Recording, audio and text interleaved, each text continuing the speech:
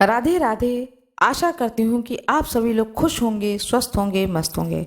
आज मैं आप लोगों को बताने जा रही हूँ सर्व मनोकामनाओं की पूर्ति हेतु रविवार भगवान सूर्य का व्रत श्रेष्ठ माना जाता है। इस व्रत की विधि इस प्रकार है। प्रातः काल स्नान आदि से निवृत्त होकर स्वच्छ वस्त्र धारण करें। शांत चित्त होकर परमात्मा का स्मरण करें। भोजन एक समय से अधिक नहीं करना चाहिए। भोजन तथा फलाहार सूर्य भगवान के प्रकाश के रहते कर लेना चाहिए। यदि निराहार रहने पर सूर्य छिप जाए तो दूसरे दिन सूर्य भगवान के उदय होने पर अर्घ देने के बाद ही भोजन करें। व्रत के अंत में सूर्य व्रत की कथा सुननी चाहिए। व्रत के दिन नमकीन तेल युक्त भोजन कदापि ग्रहण न करें। इस व्रत को करने से मान सम्मान बढ़ता है तथा शत्रुओं का क्षय होता है। आंख की पीड़ा के अतिरिक्त अन्य सब पीड़ाएं दूर होती हैं। रविवार भगवान सूर्य की व्रत कथा। एक बुढ़िया माई थी। उनका एक बहुत ही सरल सा नियम था कि प्रति रविवार को सवेरे ही स्नान आदि कर पड़ोसन की गाय के गोबर से घर को लीप कर फिर भोजन तैयार कर भगवान को भोग लगाकर स्वयं भोजन करती थीं। ऐसा व्रत करने से उनका घर धन धान्य एवं आनंद से पूर्ण था।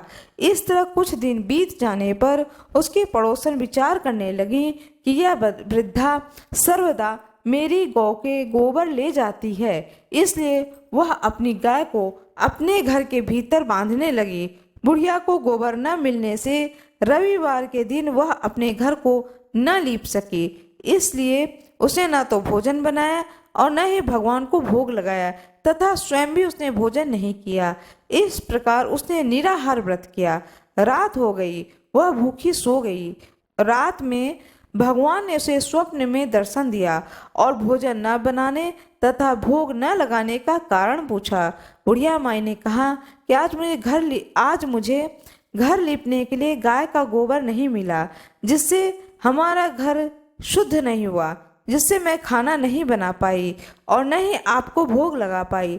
तब भगवान ने कहा कि माता, हम तुमको ऐसी गाय देते हैं जिससे सभी इच्छाएं पूर्ण होती हैं, क्योंकि तुम हमेशा रविवार को गाय के गोबर से घर लीपकर भोजन बनाकर मेरा भोग लगाकर खुद भोजन करती हो। इससे मैं खुश होकर तुमको यह वरदान देता हूँ तथा अंत समय में मोक्ष देता हूँ। स्वप्न में ऐसा वरदान देकर भगवान अंतर ध्यान हो गए और जब वृद्धा की आंख खुली तो वह देखती है कि आंगन में एक अति सुंदर गाय और बछड़ा बंधे हुए हैं।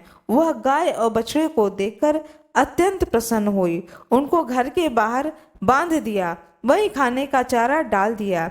जब उसके पड़ोसन ने बुढ़िया के घर के बाहर एक अति सुंदर गाय और बछड़े को देखा तो द्वेष के कारण उसका हृदय जल उठा तथा जब उसने देखा कि गाय ने सोने का गोबर किया है तो वह उस गाय का गोबर ले गई और अपनी गाय का गोबर उसकी जगह पर रख दिया। वह नित्य प्रतिदिन ऐसा ही करती, सीधी साधी बुढ़िया को इसकी खबर नहीं होने देती।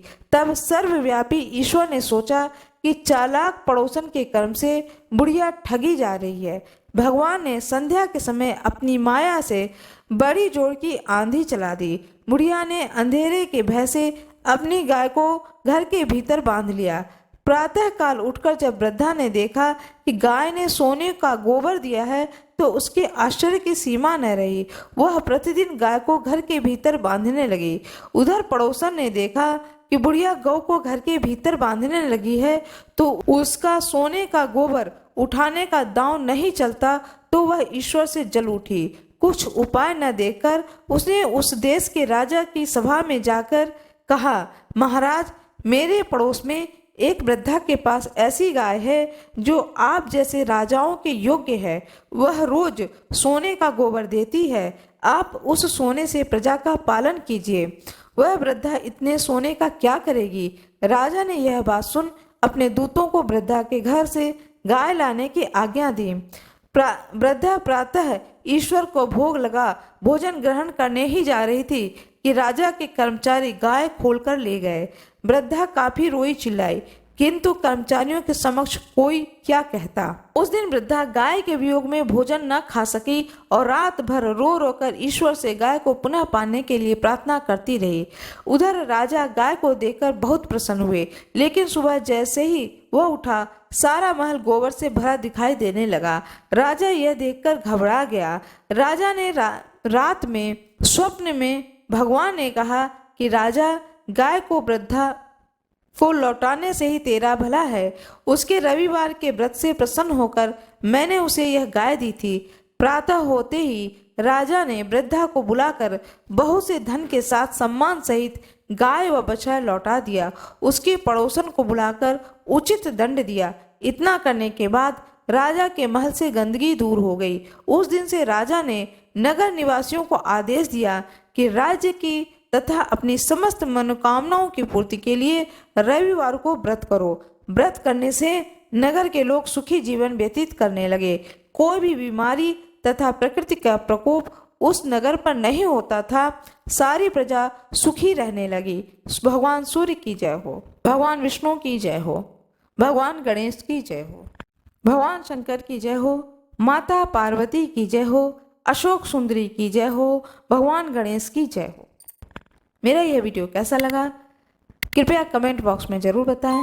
कृपया कमेंट बॉक्स में जय सूर्य नारायण भगवान अवश्य लिख दें। वीडियो को लाइक करना ना भूलें। चैनल को सब्सक्राइब अवश्य कर दें। बेल आइकन ज़रूर दबा दें। जो कोई भी मेरे इस वीडियो पर नए आए हों कृपया वीडियो को लाइक ज़रूर कर दें। भगवान सूर्य की जय हो। धन्यवाद।